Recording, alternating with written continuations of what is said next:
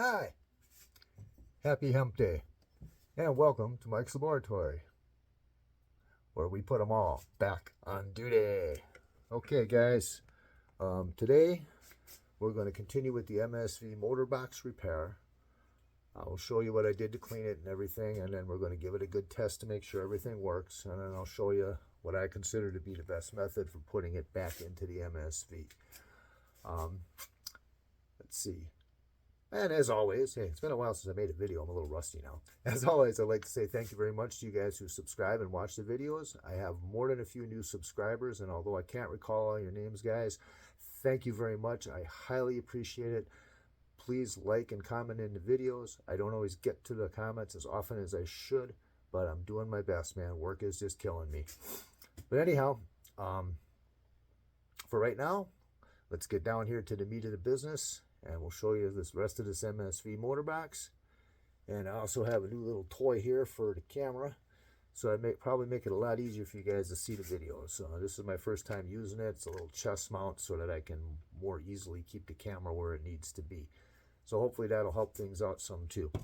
All right, and without further ado, let's get to it. Oh, hell yeah, I can already tell this is going to make things a lot easier. Okay. So here we have the motor box, and as you can see, I cleaned the hell out of it as best I could. Contacts are clean enough and smooth enough now that they should conduct for no problem. We're going to test that, obviously. And put this thing back in. As you can see, the battery acid did eat the box quite a bit. It was pretty hard to tell with with the amount of junk in here, how badly it was, but it did melt the plastic a little in some places, as you can see, but doesn't appear to be anything damaging to the structural integrity or the functioning of the box. And I also took a hammer and a punch, and I tightened up. Wow, okay, this camera is pretty cool. And I tightened up these rivets right here and here. These ones were pretty tight. I didn't mess with them. And I cleaned up the little jump wire under the box for the negative side. Anyhow, as a quick review how this thing works, this is the plug-in for the light, and it sits on top of these two contacts so that when the motor is spinning, and we'll stick this in right away too, so that when the motor is spinning, it gets constant power to the light when you put it in the motor, motor position where both the light is on and the thing is spinning. All right. These three wires here, again, as a review, the red, the brown, and the white are the ones that go to the switch to switch between the various functions. I'm just leaving them bare so that I can put power on them or quickly twist them together as needed to test things out to make sure everything works. Okay. I guess that's about it for that part. Got a couple of nice fresh batteries here.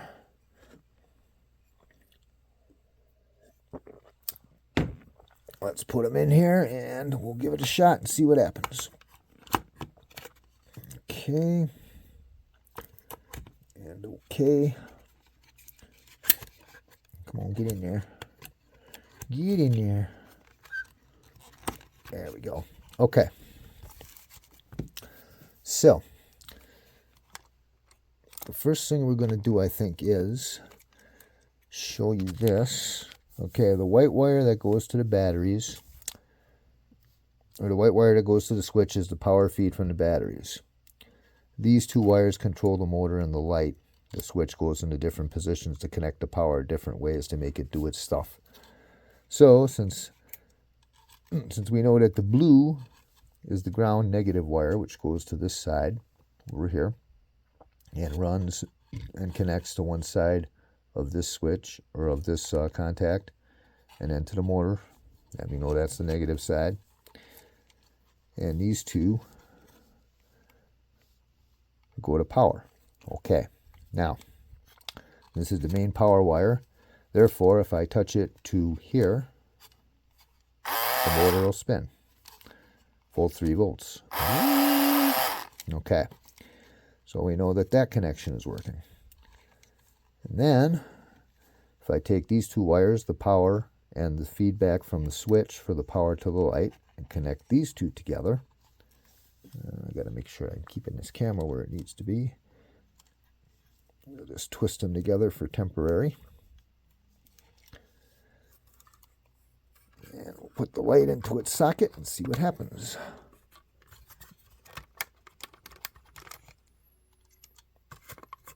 Come on.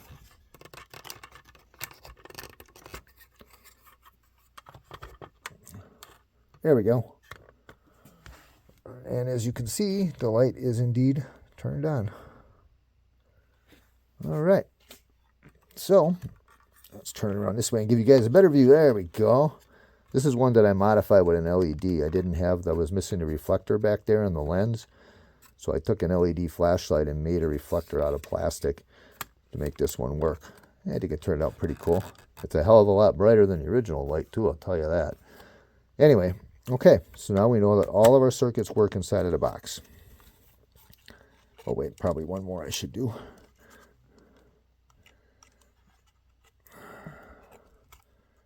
Twist those back together, and then as you recall, when you turn the switch to motor, then the light spins and it also turns on, and then that little belt drive spins the radar screen. So if I add this to it, the motor should spin. And we can see that it does. All right. Excellent. So, all right, all that stuff works. Okay, now on to the next part. So let's get the batteries out of here. And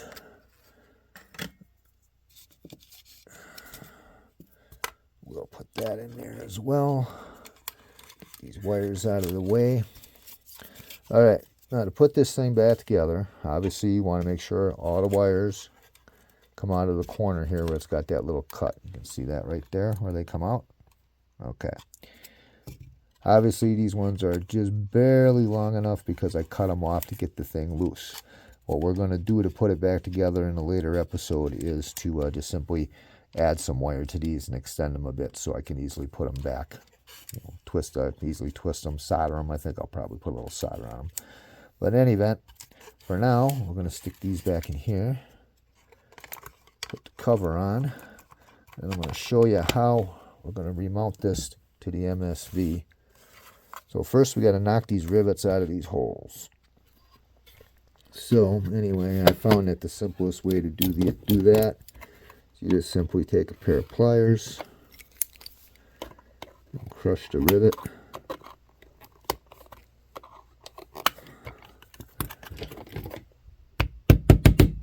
Give it a little smack with a hammer. Use a little tool or something. There we go, we drove it out. You want to do that to all 4 of the rivets.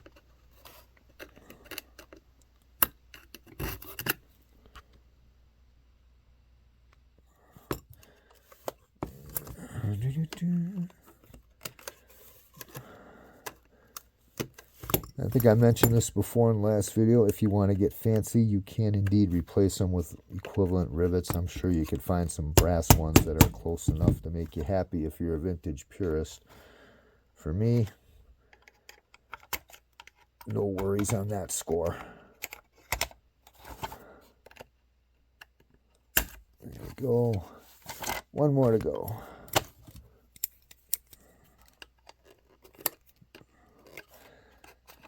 I don't have the battery cover. I'll show that too once I show you where it needs to go.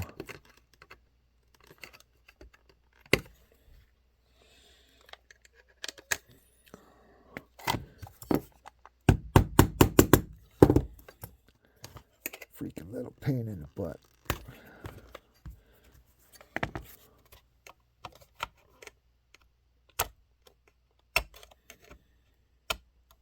There we go. Almost there.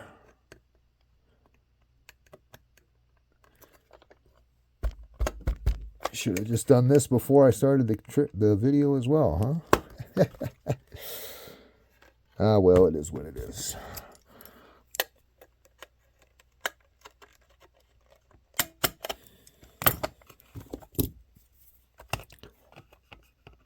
Tool abuse. Don't use a pair of pliers as a punch. But why not? It works sometimes. All right, there we go. All right, let me grab up the bottom part of the back part of the MSV, and we'll show you. Hey, look, there it is right there. How about that? Strange that it was there, huh? Okay. All right. Again, as you guys probably recall, I'm gonna have to. Let's see here. What's the best way to do this? Okay. All right. I'll put something under there to brace it. Field expediency. Okay, well, anyway, if you look up in there, those are the 4 mounting holes.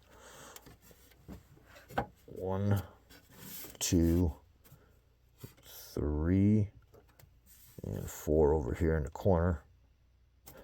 So what you do is you take the box. Let's tilt this up a little better. There we go.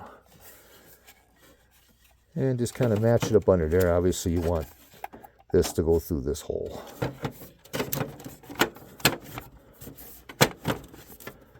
Get it up flush against there.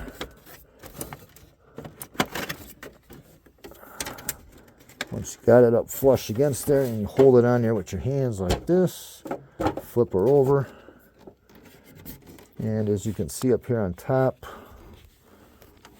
you got the holes lined up fairly decently. Oh, wrong one. Let's go back a little. There we go. Okay, and then you got 1, 2, 3, 4 holes. Okay.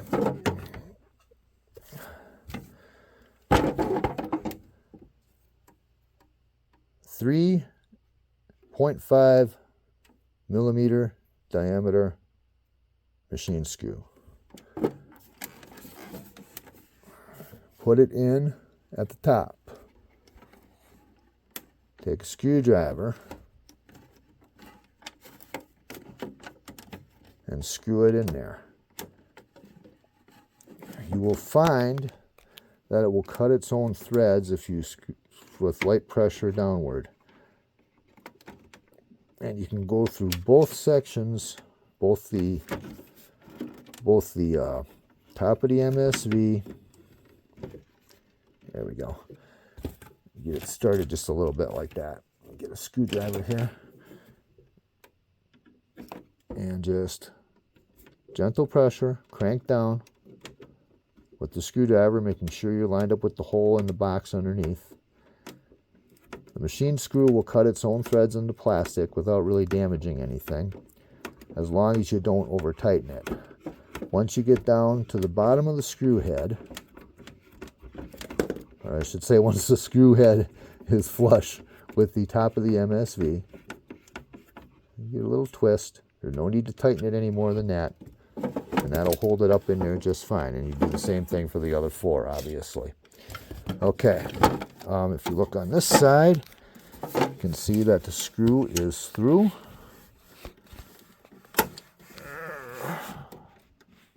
Okay, this camera works great for the workbench thing, but when I got to move stuff around, it's a little bit not quite as good. There we go. And if you want to, if it makes you feel better, you could also put a nut on that side. But quite honestly, I don't see how that would be absolutely necessary. But hey, to each his own. I did this same exact repair to the one that's sitting on my shelf in my collection, and I didn't bother putting the nuts on, and it's still holding just fine. That's how you put it back in. Now, obviously, before you would do that, you want to get at those wires back there. Come on, do this different. Those wires back there also would need to be spliced. So you make them long enough to hang, like out of, come on, dang it. Make them long enough to hang out of the back of the corner there. And then you can easily attach them to these wires. Okay, that's probably the trickiest part of it. We're going to test the switch in the next video and reconnect the wires. So that'll be what the next MSV video is concerned with. And then I will show you at that point what I use to replace the belt drive in there for the radar. And I'll also show you a little trick that I learned, and I will give credit to the gentleman who gave me the trick. I happened to find it online. In order to quiet down the noise that these things make. If you've ever had one that works, you will discover, I'm sure, or have discovered, I'm sure, that they can be quite loud in their operation. Okay, so pop this camera out of here again, and we'll go back to regular mode. Hey, look at that, here I am. Yeah. Okay. Short and sweet one on the repairs today, guys, but I hope that you got the general idea. And well, actually, it's pretty simple. You guys are all smart. You can figure this shit out. What the hell am I telling you for? But in any event, yeah. I hope everybody understood that. I was clear enough and everything. Thanks for your indulgence with my playing with this new camera holder, trying to get that to work good. I think it'll be a good addition to the videos and stuff. A couple other thanks I'd like to make today. I'd like to thank Paul Knapp for having me on his show a bunch of times and doing the panel and having other guys on there. And it's great. I love it. It's a lot of fun. Hope you guys are watching that too. It's Paul Knapp's live from the Man Cave. That's every Monday evening at 8 p.m. Eastern. Or if you're a sane and civilized person like me, 7 p.m. Central. Yes, Paul, that was aimed at you. Anyway. And I'd also like to thank Terry Lee Steer, who I spoke with last night, and he invited me to do something kind of cool too, which we did, and you'll see that soon enough, I'm sure, too.